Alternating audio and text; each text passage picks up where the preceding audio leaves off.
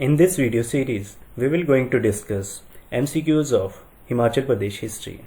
In this series, we will discuss all the important MCQs of history of Himachal Pradesh from ancient to modern.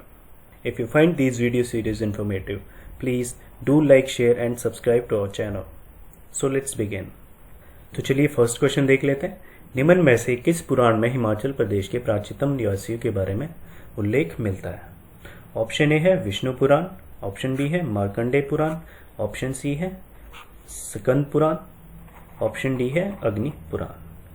तो इसका जो right option होगा option D, अग्नि पुराण में जो है किसी भी तरह के प्राचीनतम निवासियों के बारे में उल्लेख नहीं मिलता है हिमाचल प्रदेश के। इसके साथ अगर हम बात करें विष्णु पुराण में भी उल्लेख मिलता है और मार्कंडेय पुराण में भी और स्कंद पुराण में भी।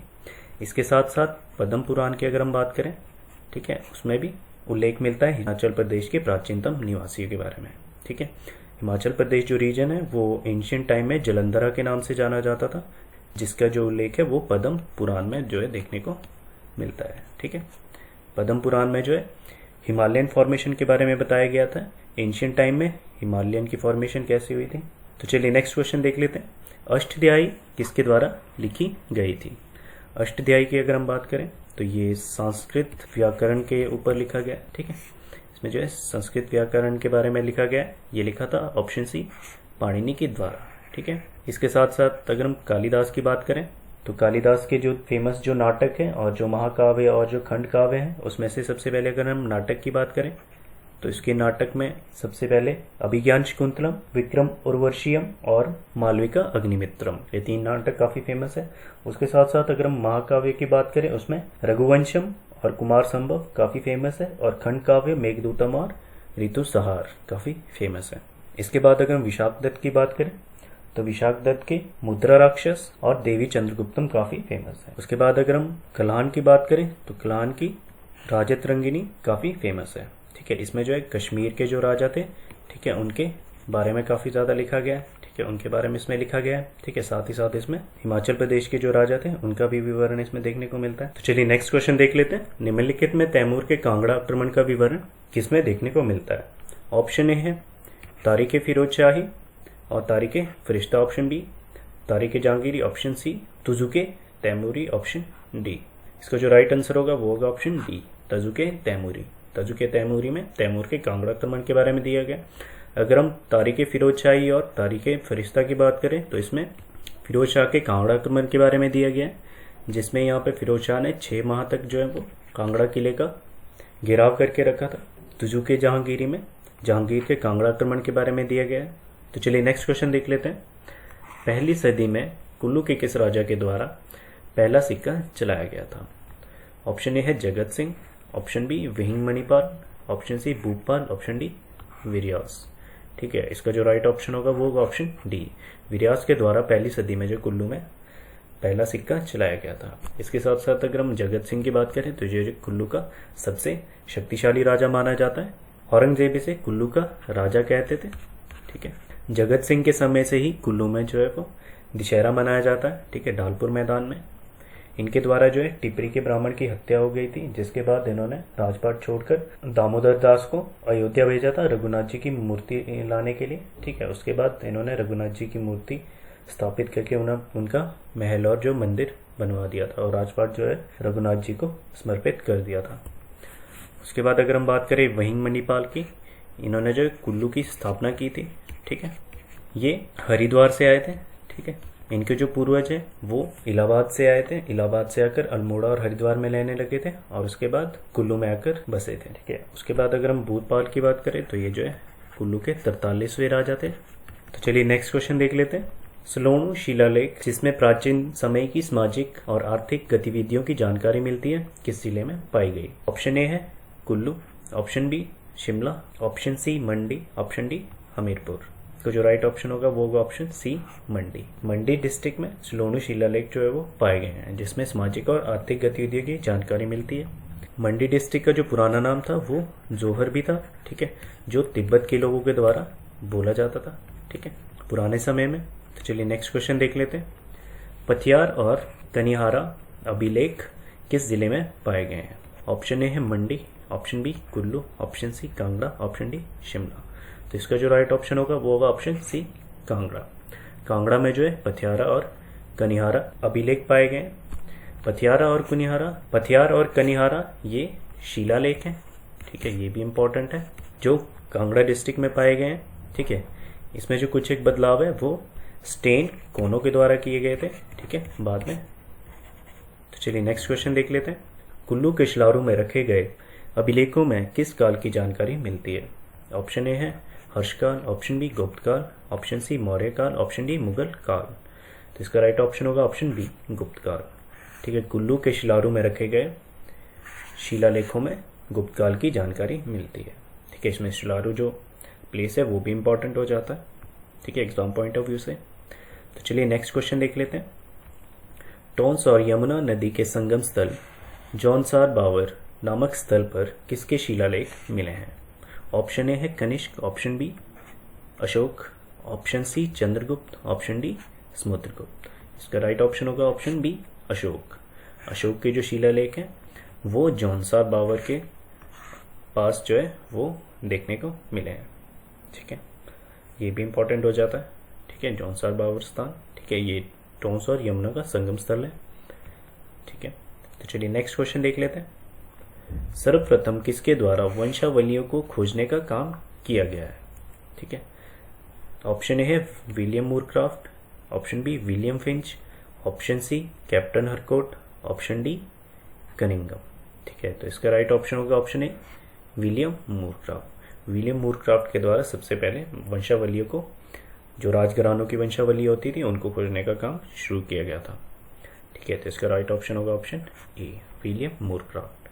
इसके साथ साथ अगर हम कैप्टन हरकोट की बात करें, कैप्टन हरकोट ने जब कुल्लू की वंशावली खोज निकाली थी, ठीक है, कुल्लू के राजाओं की वंशावली खोज दी थी, ठीक है, कैप्टन हरकोट के द्वारा।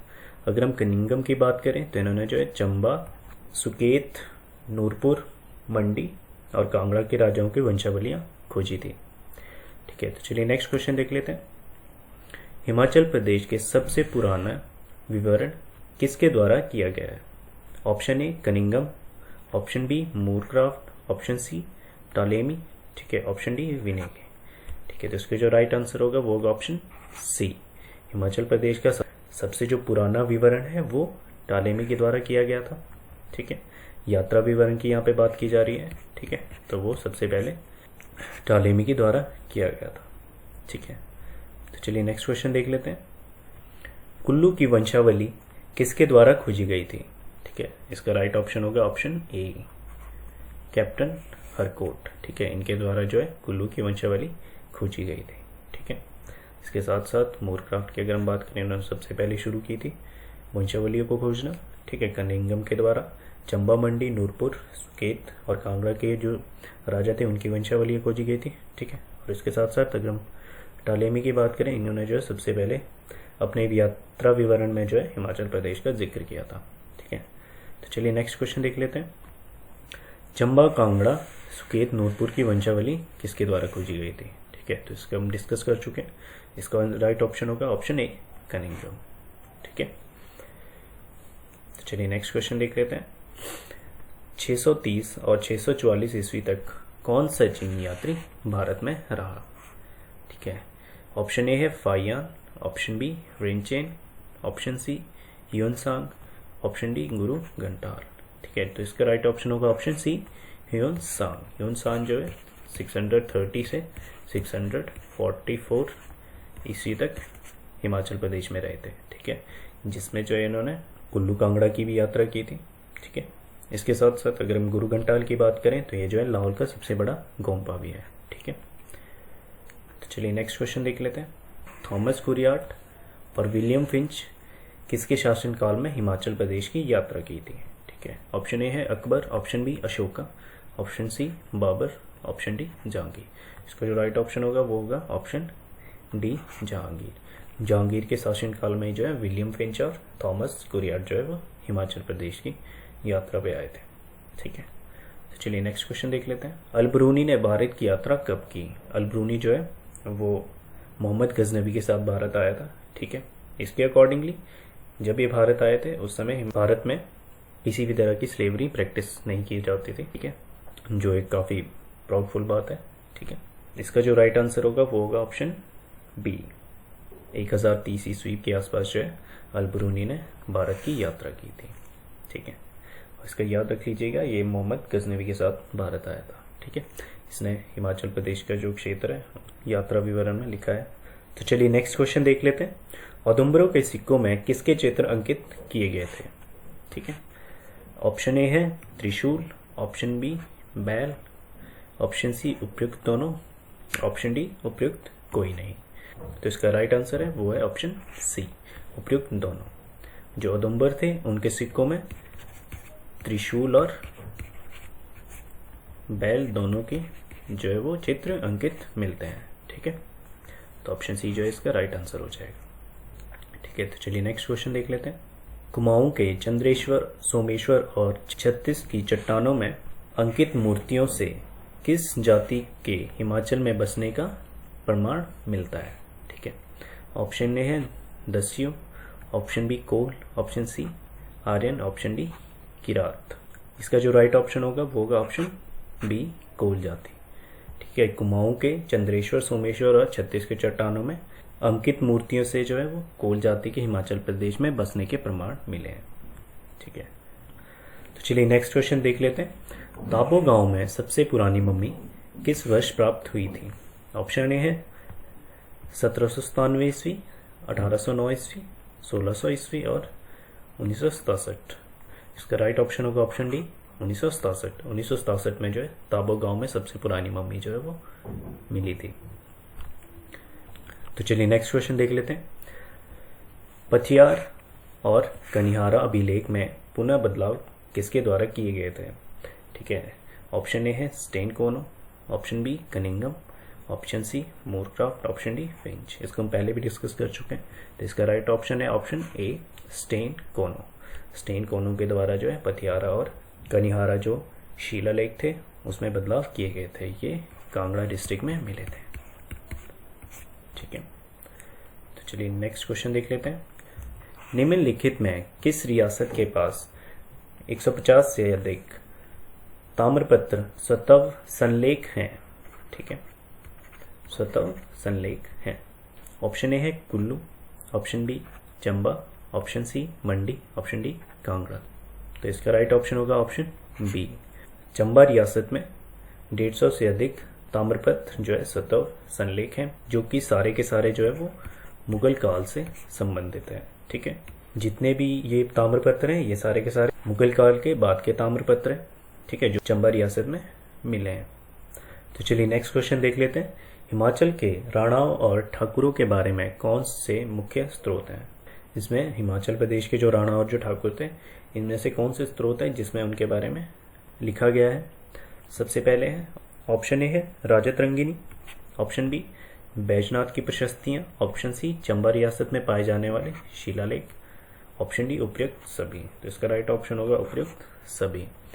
राजत रंगिनी और बैजनाथ की प्रशस्तियां और चंबा रियासत में पाए जाने वाले जो शिलालेख है सभी में जो है हिमाचल प्रदेश के राणाओं और ठाकुरों के बारे में विवरण मिलता है।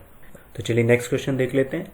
एक ताम्रपत्र के अनुसार विक्रम संवत जो 1717 चंबा शहर के बारे में बताता है, शक संवत के अनुसार किस वर्ष पड़ेगा?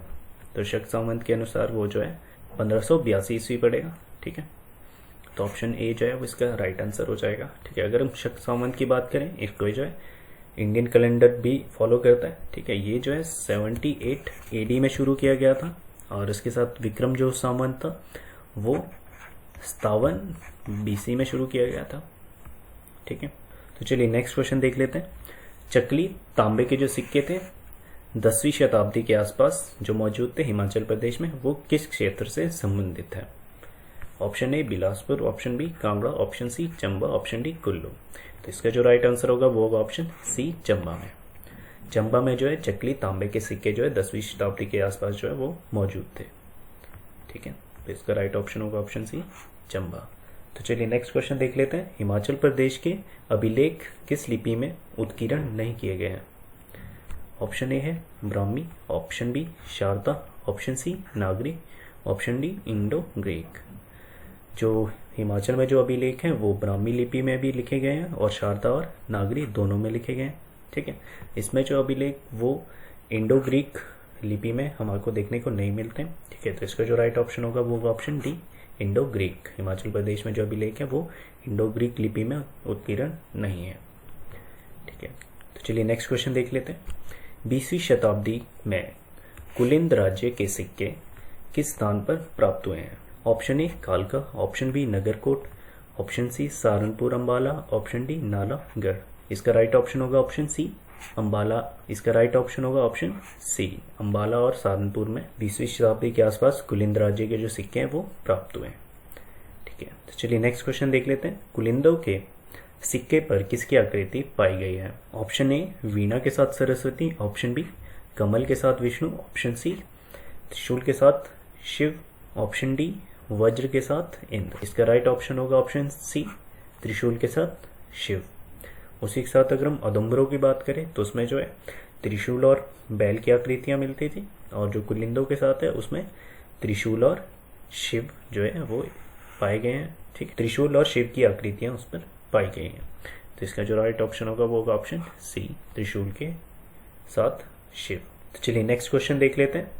कांगड़ा के पटियार और कनिहारा जो प्राचीन चट्टानी शिलालेख हैं वो किस लिपि में है? ऑप्शन ए है ब्राह्मी और टांकरी, ऑप्शन बी टांकरी और खरोष्टी, ऑप्शन सी खरोष्टी और फारसी, ऑप्शन डी ब्राह्मी और खरोष्टी। तो इसका राइट ऑप्शन होगा ऑप्शन डी ब्राह्मी और खरोष्टी। जो ज़्यादातर जो शिलालेख हैं वो ब्राह्मी और खरोष्टी में, ठीक है। और जो कांगड़ा के जो पथियारा और कनिहारा जो शिलालेख हैं वो भी ब्राह्मी और खरोष्टी में जो है वो लिखे गए हैं। So this is all about this video. If you find this video informative, please do like, share and subscribe to our channel. For any queries and suggestions, you can comment below in the comment section. For more video updates, press the bell icon. Thanks for watching. God bless you all.